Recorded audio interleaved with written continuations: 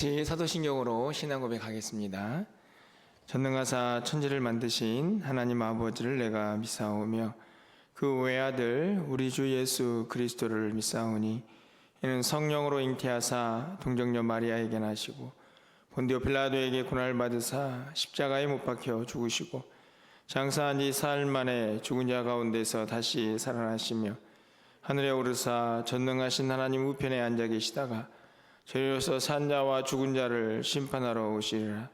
성령을 믿사오며 거룩한 공예와 성도가 서로 교통하는 것과 죄를 사하여 주시는 것과 몸이 다시 사는 것과 영원히 사는 것을 믿사옵나이다.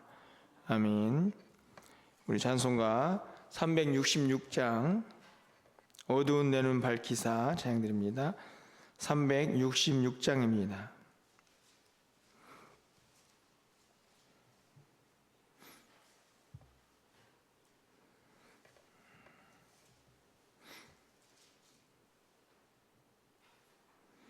어두운 내 눈 밝히사 진리를 보게 하소서. 진리의 열쇠 내게 주사 참빛을 찾게 하소서. 깊으신 뜻을 알고자 엎드려 기다리오니 내 눈을 뜨게 하소서. 성령이여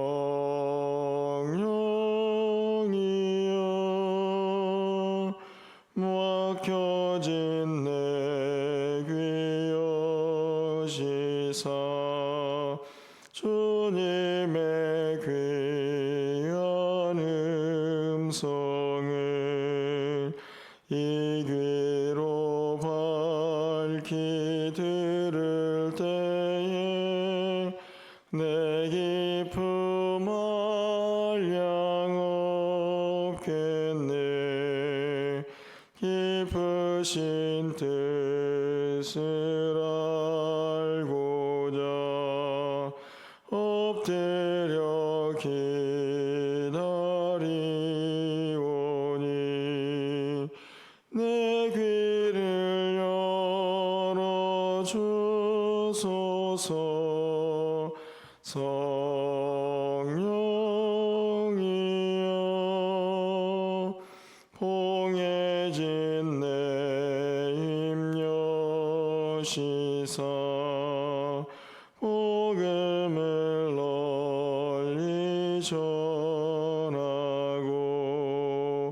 차가운 내 맘 녹여주사 사랑을 하게 하소서.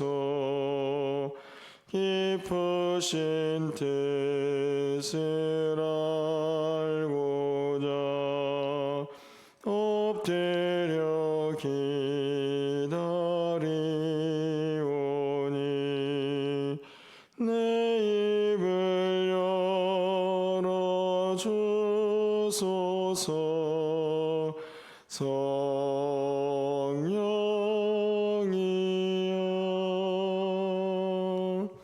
아멘. 오늘 하나님 말씀은 미가 2장 1절에서 13절까지 말씀입니다.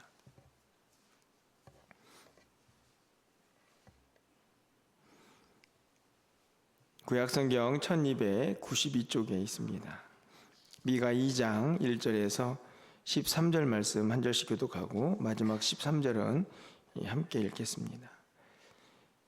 그들이 침상에서 죄를 꾀하며 악을 꾸미고 날이 밝으면 그 손에 힘이 있으므로 그것을 행하는 자는 화 있을진저.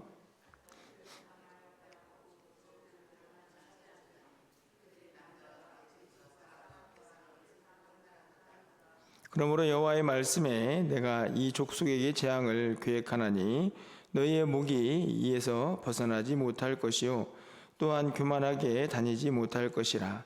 이는 재앙의 때임이니라 하셨느니라.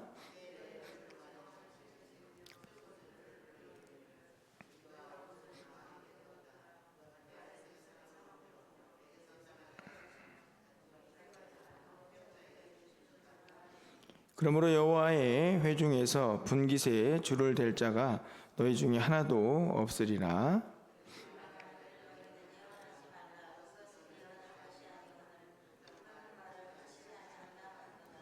너희 야곱의 족속아 어찌 이르기를 여호와의 영이 성급하시다 하겠느냐, 그의 행위가 이러하시다 하겠느냐. 나의 말이 정직하게 행하는 자에게 유익하지 아니하냐.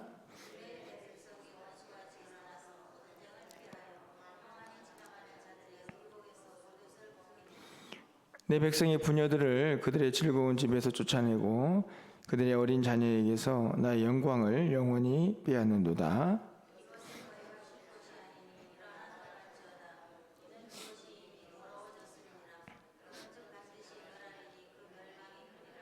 사람이 만일 허망하게 행하며 거짓으로 이르기를 내가 포도주와 독주에 대하여 내게 예언하리라 할 것 같으면 그 사람이 이 백성의 선지자가 되리로다.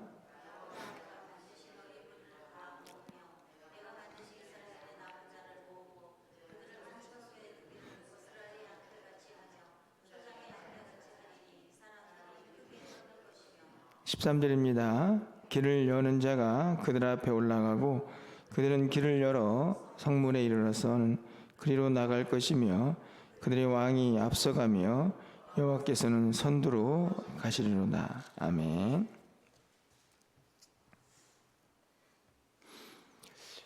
우리가 신앙생활을 하면서 늘 드리는 말씀이지만 믿음 생활을 열심히 하고 또 우리가 저 사람은 참 믿음이 좋다 하는 생각이 들 때에도 참 어려운 것은 하나님의 뜻을 분별하는 것이 아닌가 하는 생각을 이제 갖게 됩니다.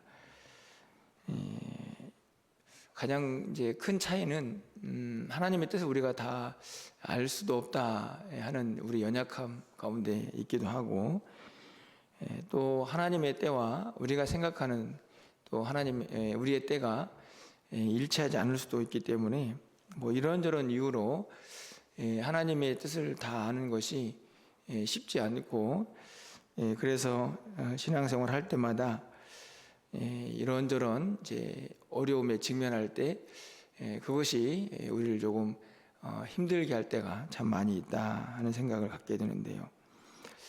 오늘 본문을 읽으면서 문득 그런 생각이 들었습니다. 이 3절 말씀에 보면 내가 이 족속에게 재앙을 계획하나니, 하나님께서 그의 백성들을 향해서 재앙을 계획하신다. 참 비극적인 표현이죠. 하나님께서 그 백성들을 사랑하고 복 주시고 은혜를 베푸실 계획을 막 세워도 우리가 보기에 그렇지 우리 하나님이시니까 이렇게 반응을 할 텐데 어떻게 재앙을 계획하실까 하는 생각이 드는 그런 표현입니다. 그런데 사실은 오늘 본문을 잘 보시면 1절까지 말씀은 하나님께서 정말 심각한 죄를 짓는 그 백성들에게 그래서 하나님이 재앙을 계획하시는구나 이런 생각이 들기도 하지만 12절과 13절은 완전히 다른 하나님의 뜻을 우리가 발견하게 되거든요. 그렇다면 이제 오늘 본문의 말씀에서만 보아도 하나님께서 그 백성들을 왜 심판하시고 재앙을 내리시는가, 왜 그런 끔찍한 계획을 세우시는가, 거기에는 또 하나님의 다 뜻이 있고 또 하나님께서 장차 이루실 일들이 있다 하는 것을 깨닫게 되는데, 당장 그 시대에 살고 있던 백성들은 인간적으로 생각해 보면 그 하나님이 얼마나 원망스러웠을까, 자신들의 죄악은 생각하지도 않고 그런 생각들을 좀 해보게 됩니다. 그 심판 속에 담겨져 있는 하나님의 마음, 그리고 장차 그것을 통해서 이루시고자 하는 하나님의 뜻을 그 당시의 백성들이 알았다면 그들의 삶은 조금 더 달라지지 않았을까 하는 생각도 하게 되기 때문인데요.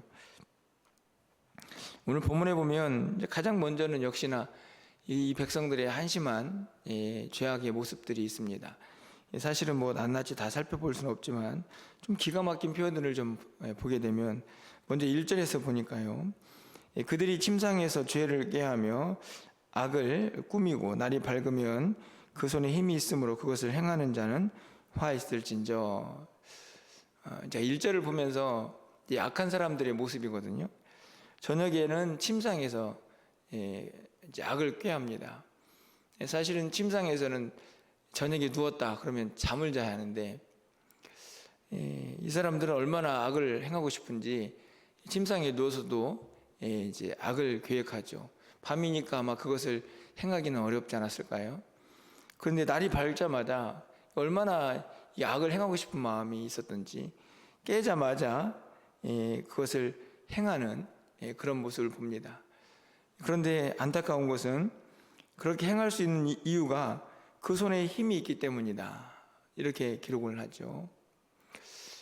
그들이 가지고 있는 힘을 가지고 뭘 하는가를 알 수 있는데 저녁에는 악을 꾀하고 그리고 일어나자마자 그 악을 행하는 참 1절 말씀을 읽으면서 그런 생각이 좀 들었습니다. 이렇게 하나님을 섬겨야 되는데 하는 생각을 들게 되더라고요. 하나님을 어떻게 섬기면 하나님이 기뻐하실까? 그것을 침상에서 또 계획하는 사람, 그리고 아침에 눈을 뜨자마자 야, 내가 이렇게 힘이 있을 때 어제 저녁에 생각했던 그 하나님을 섬기는 일을 내가 해야지. 그렇게 즉각적으로 하나님을 섬기는 일을 행하는 사람, 야, 이런 사람이면 진짜 하나님이 기뻐하실 텐데 1절은 완전 반대죠. 악을 행하는 데 있어서 이렇게 열심히 사람들을 이제 선지자가 하나님을 통해서 선포하고 있습니다. 힘이 있는데 그 힘이 엉뚱한 곳에 사용이 되고 있다 하는 거죠. 그뿐만이 아닙니다. 6절에 보니까 그들이 말하기를 너희는 예언하지 말라. 이것은 예언할 것이 아니다. 이게 무슨 말이냐면 이제 선지자들이 자꾸 예언을 하니까, 근데 예언하는 말들이 다 어떤 말입니까? 회개해라. 너희 안 그러면 하나님이 심판하신다. 그 얘기가 듣기 싫은 거죠. 예언하지 마라. 제발 좀 그런 쓸데없는 소리 하지 마. 우리 하나님이 그런 하나님이셔? 아마 막 그런 생각들을 했겠죠.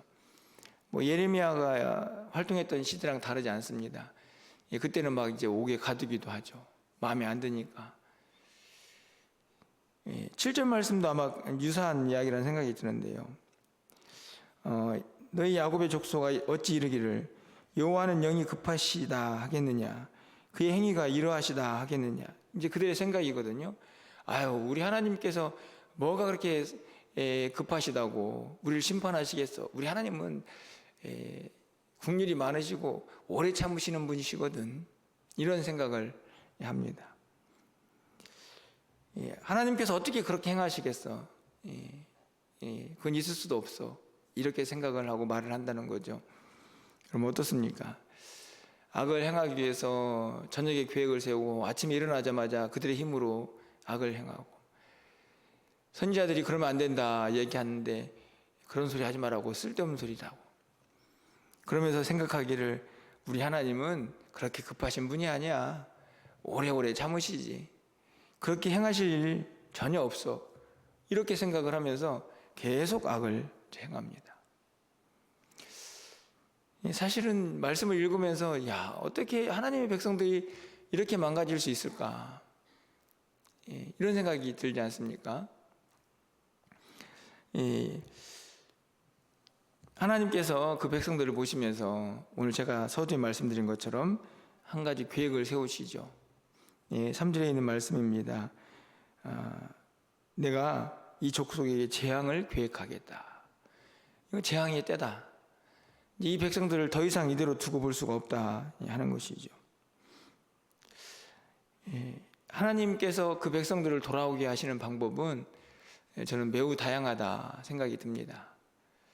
때로는 하나님께서 직접 어떤 징조를 보이시기도 하고, 또 이렇게 선지자를 통해서 하나님의 생각을 계속 선포하기도 하시고, 또 어떨 때에는 하나님께서 구체적으로 매를 드시기도 하십니다. 근데 오늘 본문은 야, 이젠 더 이상 안 되겠다. 매를 들어야겠다. 결국은 이제 그 매가 사마리아의 이제 북이스라엘의 멸망으로 이제 이어지게 되죠. 여러분 10절 말씀을 좀 가서 보시면 이렇게 말씀이 기록되어 있습니다. 이것은 너희가 쉴 곳이 아니니 일어나 떠날지어다. 이는 그것이 이미 더러워졌음이니라. 그런즉 반드시 멸하리니 그 멸망이 크리라. 이 말씀은 더 이상 어떻게 보면 이제 가나안 땅 이스라엘 전체이기도 하고 조금 더 집중적으로 보면 이제 곧 망하게 될 사마리아이기도 합니다. 그런데 이걸 좀 넓은 의미로 보면 떠날 그 자리는 바로 죄악의 자리죠. 사실은 아까도 말씀드린 것처럼 너희가 쉴 곳이 아니다. 여기 머무를 곳이 아니다. 하나님께서 약속하셔가지고 준 가나안 땅이 더 이상 그들에게는 이제 평안의 땅, 그들의 안식처가 아니라는 말씀인데 사실 이것도 끔찍한 이야기죠. 그런데 실상 이런 생각을 좀 해봅니다. 이제 그 땅이 지금 죄악으로 가득하니까 그것을 떠나라 이렇게 말씀을 하시는 건데, 여러분 사실은 그 나라가 그 땅이 문제입니까? 그렇지 않죠. 누구 문제입니까? 거기에 살고 있는 백성들의 문제거든요. 그들이 떠나서 어떤 또 다른 곳에 간다 한들 거기에서 똑같이 죄를 지으면 그들이 간 곳이 무슨 의미가 있겠습니까? 그래서 실질적으로 10절 말씀을 조금 더 깊이 영적으로 보면 죄의 자리를 떠나라. 너 거기에 머무르면 안 된다. 그런데 거기에 딱 주저앉아가지고 여기가 참 좋다 이러고 있다 하는 것입니다. 근데 그 백성들을 보면서 얼마나 하나님께서 답답하셨을까. 이거는 그냥 심판의 문제가 아니고 저 백성들이 어쩌다가 저렇게 되었을까 하는 생각이 들 만큼 아주 답답한 모습들이 오늘 본문에 이제 기록이 되어 있는데요. 사실은 여기까지만 읽으면 야, 우리 하나님은 정말 이제 금방이라도 그 백성들 심판하시겠구나 하는 생각이 들죠. 그리고 맞습니다. 그래서 결국은 이 북이스라엘이 먼저 멸망을 당하게 됩니다. 그런데 오늘 본문에서 우리가 진짜 하나님의 뜻이 뭔가를 알 수 있는 대목은 11절까지의 말씀이 아니고 저는 12절과 13절이다 이렇게 생각이 드는데요. 12절과 13절은 여러분 읽으시면서 느끼셨겠지만 완전히 분위기가 다른 모습이고 실제적으로 시기적으로 봐도 이 사건은 굉장히 먼 시간을 이제 그 안에 담고 있습니다. 여러분 보시면 12절 말씀이죠. 야곱아, 내가 반드시 너희 무리를 다 모으며 내가 반드시 이스라엘의 남은 자를 모으고 그들을 한 처소에 두기를 보스라의 양떼같이 하며 초장의 양떼같이 하리니 사람들이 크게 떠들 것이며 이렇게 되어 있는데, 여기 보면은 다시 모으겠다. 이 말은 이미 이제 흩어짐을 전제로 하는 거죠. 심판을 통해서 결국은 이스라엘 백성들이 다 흩어지지 않습니까? 여기에서 이제 이 선지서의 가장 핵심적인 단어라고 해야 할까요? 남은 자라는 표현이 등장을 하는데 굉장히 중요한 표현이기도 하죠. 남은 자라는 의미는 뭐랄까요? 아픔과 소망이 동시에 담겨져 있는 그런 표현이라는 생각을 저는 항상 하게 됩니다. 왜 그러냐 하면 남은 자라는 말은 몇 명 안 된다는 뜻이거든요. 그러니까 대부분은 다 죽고 흩어지고, 그런데 이제 조금 표현이 그렇지만 긁어 모으십니다. 그게 남은 자들이거든요. 그러니까 얼마나 슬픈 단어입니까? 여기에는 심판, 백성들의 죄악이 다 담겨져 있는데 한편에 생각해 보면 이것이 또 소망인 이유는 다 멸하지 않고 남은 자를 남겨놓으셔서 그들을 모아가지고 또 새로운 하나님 나라를 기대하시는 하나님의 뜻이 이 남은 자 안에 담겨져 있기 때문입니다. 여러분들이 나중에 선지서를 읽으시면서 이 남은 자에 대한 의미들을 좀 깊이 생각하면서 말씀을 읽으면 훨씬 더 도전이 될 거라는 생각이 드는데요. 어떻든지 간에 그렇게 하나님께서 심판하셔서 그들을 다 흩으실 계획을 가지고 있지만 그것이 하나님의 계획의 종결은 아닙니다. 그렇죠? 그들 다 불러 모아서, 비록 그 수가 많지는 않겠지만 그들을 불러 모아서 하나님은 다시 하나님의 뜻을 이루실 계획을 가지고 계십니다. 그것이 13절에 나와 있죠. 모인 백성들을 어떻게 하시냐면 길을 여는 자가 등장을 하고 그들을 앞서갑니다. 그 길을 여는 자는 후반부에 있는 왕과 똑같은 인물이죠. 누군가가 그 남은 자들을 다 이끌고 어떤 성에 들어가는 모습입니다. 그 사람은 왕처럼 그들 가운데에서 그들을 완벽하게 인도하는 그 누군가로 지금 선포가 되고 있고 그렇게 등장을 하고 있죠. 그런데 그 왕 앞에 가는 하나님을 또 선두에 두고 있습니다. 이 말씀은 어떤 말씀일까요? 하나님 앞에, 그러니까 이 왕 앞에 갈 수 있는 분은 하나님밖에 없으시죠. 근데 이 왕은 단순히 어떤 이스라엘 백성들의 어떤 한 왕을 의미할 수 있겠지만 궁극적으로는 바로 하나님의 이 메시아 계획과 동일하다라고 하는 것이 일반적인 해석입니다. 이 땅에 평화의 왕으로 예수 그리스도를 보내셔서 이 땅에 하나님의 택한 백성들을 다 불러 모으셔서 그들을 하나님의 나라로 문을 열고 인도하시는 그 모습을 연상케 하는 표현이죠. 그 모든 계획을 하나님이 가지고 계시고 그리고 그 일을 하나님의 온전한 뜻과 섭리를 이루시면서 그분의 능력으로 그 일을 행하시는 길을 여는 자가 묘사가 되어 있고 그 남은 자들에게 미래의 약속으로 주어져 있습니다.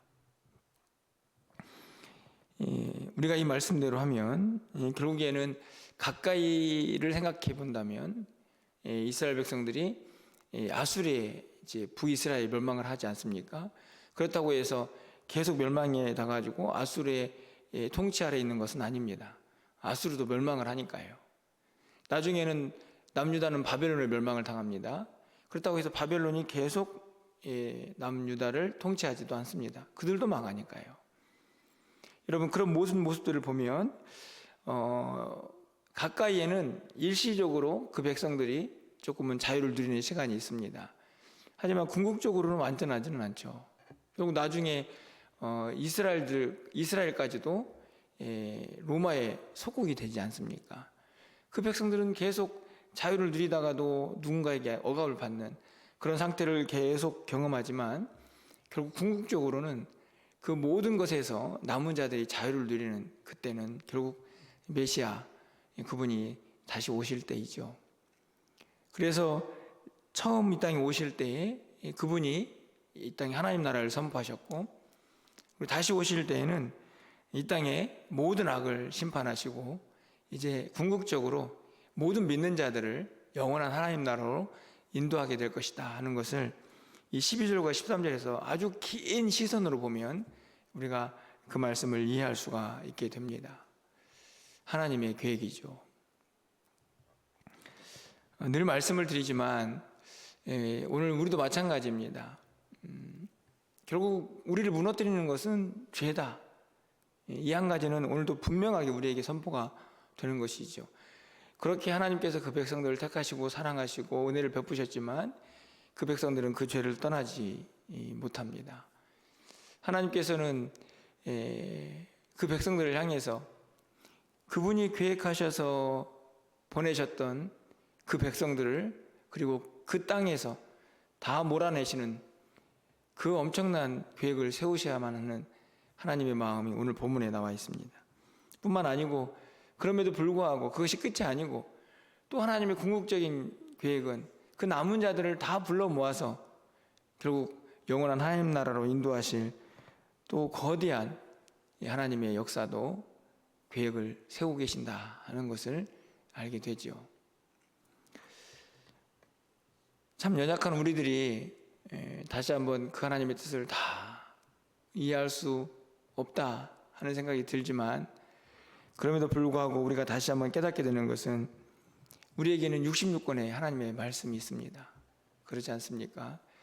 하나님께서 과거에 이스라엘 백성들을 어떻게 다스셨는지, 그들은 왜 그렇게 하나님 앞에서 큰 책망을 받아야 했는지, 하나님께서는 그 백성들을 통해서 뭘 원하시는 건지, 그리고 하나님이 약속하신 그 약속은 어떻게 이루어졌는지, 그러면 이제 우리는 장차 오실 그 예수님, 그 메시아를 또 어떻게 기다려야 할지, 우리가 하나님의 뜻을 정말 막연하게만 알았던 이스라엘 백성들, 이 미가서를 들어야 했던 그 당시의 이 백성들하고는 비교가 안 될 하나님의 그 완벽하신 계획을 이제는 모른다 할 수 없는 66권의 완성된 하나님의 말씀이 있는 것이죠.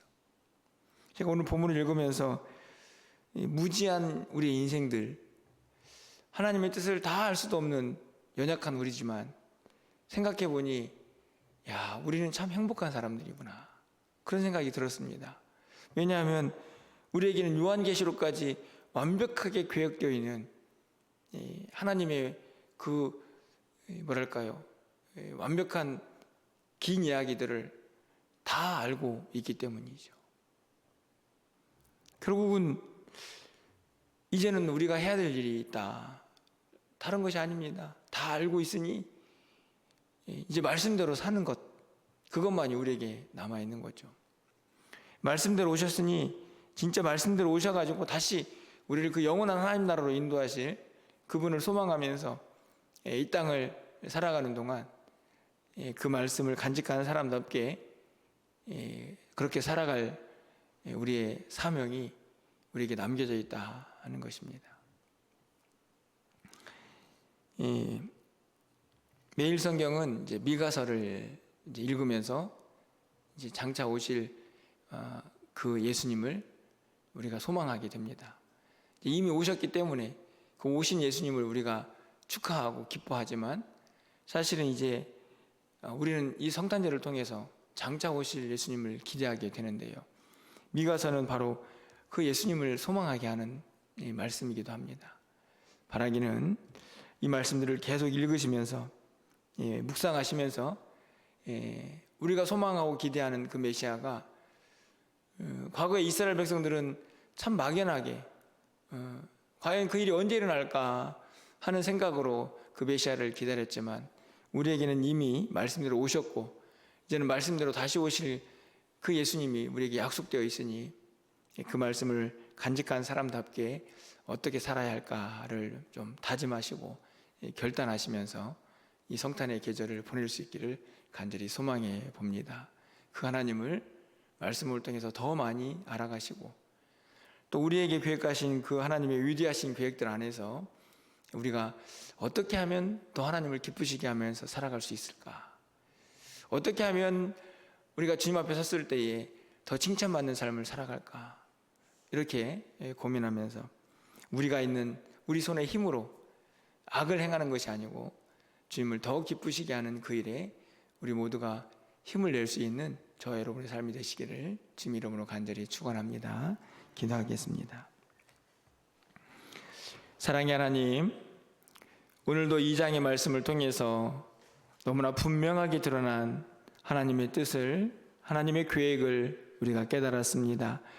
그 당시에 이스라엘 백성들은 그들이 왜 하나님께서 그들을 심판하시고 그 땅에서 내쫓는가 의아하게 생각하고 답답해했겠지만, 결국에는 그 모든 것들 가운데에도 여전히 하나님의 뜻이, 하나님의 계획이 함께하고 있음을 우리는 발견합니다.